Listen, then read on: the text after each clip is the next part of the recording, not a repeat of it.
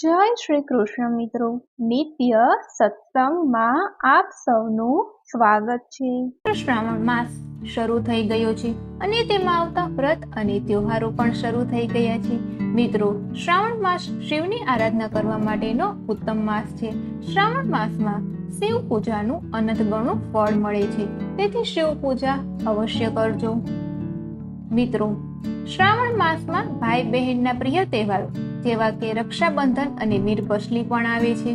આ બંને તહેવારોનું આપણા હિન્દુ ધર્મમાં ખૂબ જ મહત્વ છે અને આ બંને તહેવારો ધામધૂમથી ઉજવવામાં આવે છે। મિત્રો, આજે આપણે વીરપસલી વ્રતની વિધિ તથા કથા સાંભળીશું। જો તમને આ માહિતી પસંદ પડે તો વિડીયોને લાઈક અને શેર કરી ચેનલને સબસ્ક્રાઇબ જરૂરથી કરજો। વીરપસલી વ્રતની વિધિ। મિત્રો, પવિત્ર શ્રાવણ માસના પહેલા રવિવારથી વ્રત શરૂ કરાય છે અને પછીના રવિવારે વ્રત પૂર્ણ થાય છે। બહેન પોતાના ભાઈના દીર્ઘાયુ માટે, સુખ સમૃદ્ધિ માટે વ્રત કરે છે।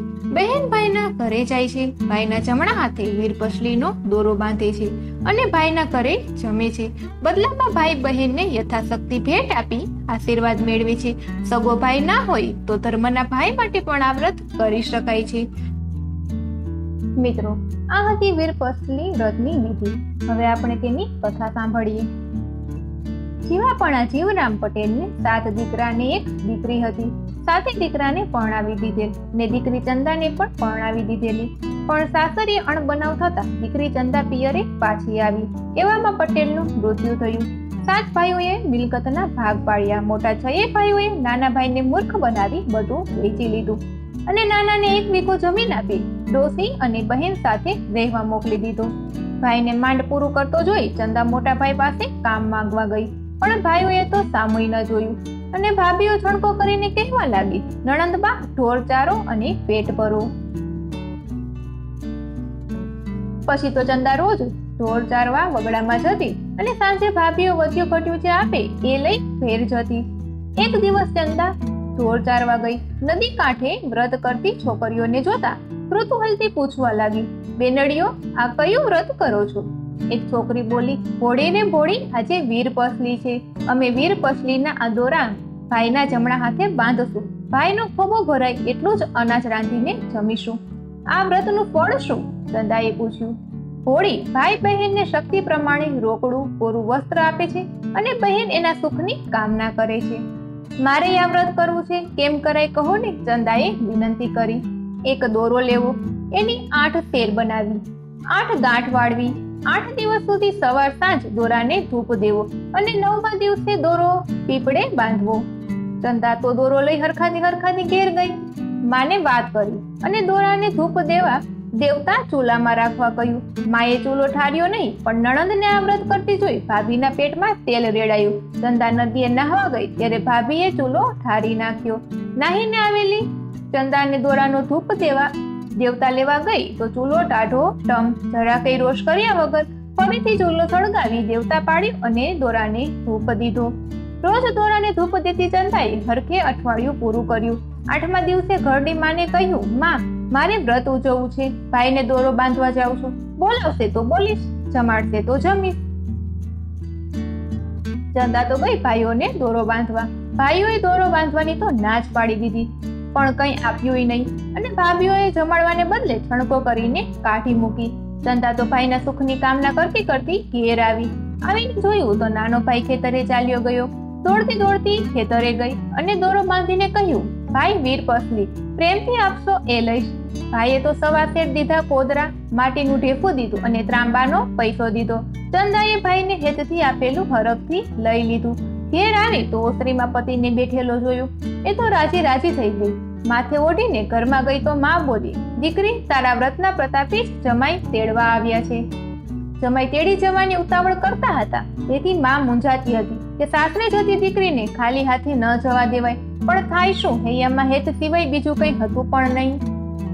6 ભાભીઓએ નણંદને તેડવા આવેલા જોઈ સાસરામાં નણંદની મસ્કરી થાય એ હેતુથી સુટલામાં સાવરણી, પાટેલી, ઈંઢોણી અને ચીથરા લઈ બાંધ્યું પોટલું અને નણંદના હાથમાં મૂકતા કહ્યું, લો નણંદબા, આમ અમારી શક્તિ પ્રમાણે આપ્યું છે।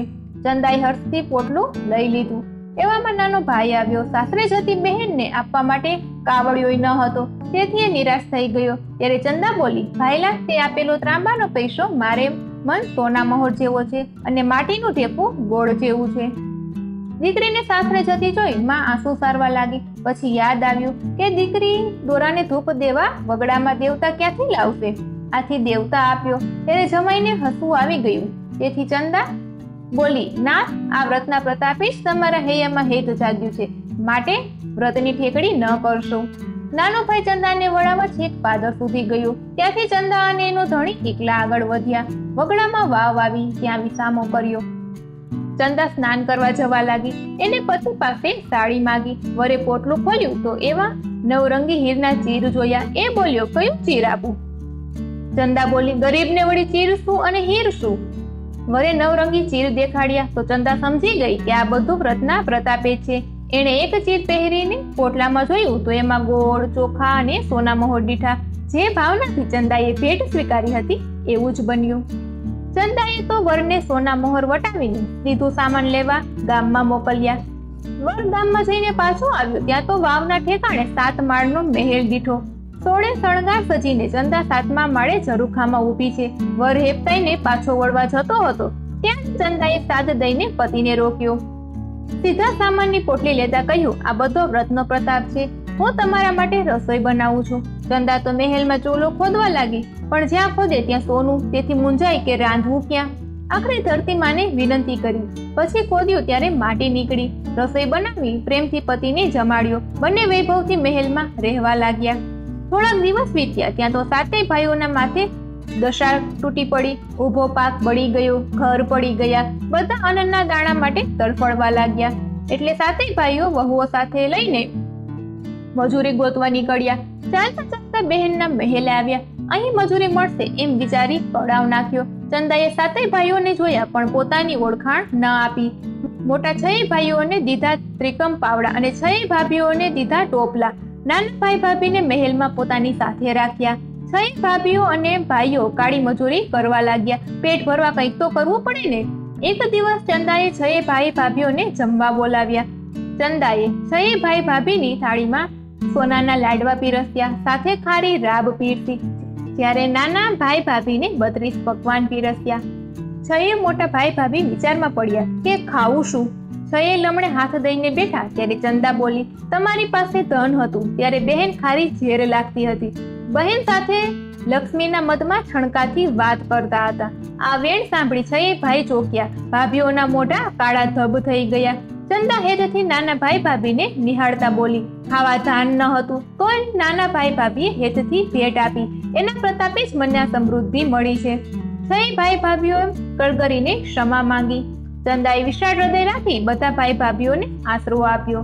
સૌ સુખી રહેવા લાગ્યા. વીર પસલીનું શ્રદ્ધાથી કરેલું વ્રત જેમ ચંદાને ફળ્યું એમ સૌને ફળજો. મિત્રો, આ હતી વીર પસલી વ્રતની કથા, જેમાં ભાઈ અને બહેનનો પ્રેમ છલકાય છે.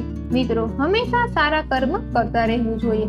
ક્યારેક કેવું કર્મ સામે આવીને ઊભું રહી જાય આપણને ખબર નથી હોતી. સારા કર્મનું ફળ હંમેશા સારું જ મળે છે. તેથી ક્યારે પણ કોઈનું ખરાબ ના કરવું જોઈએ. મિત્રો, જો તમને આ માહિતી પસંદ પડી હોય તો વિડીયોને લાઈક અને શેર કરી ચેનલને સબસ્ક્રાઇબ જરૂરથી કરજો. જય શ્રી કૃષ્ણ.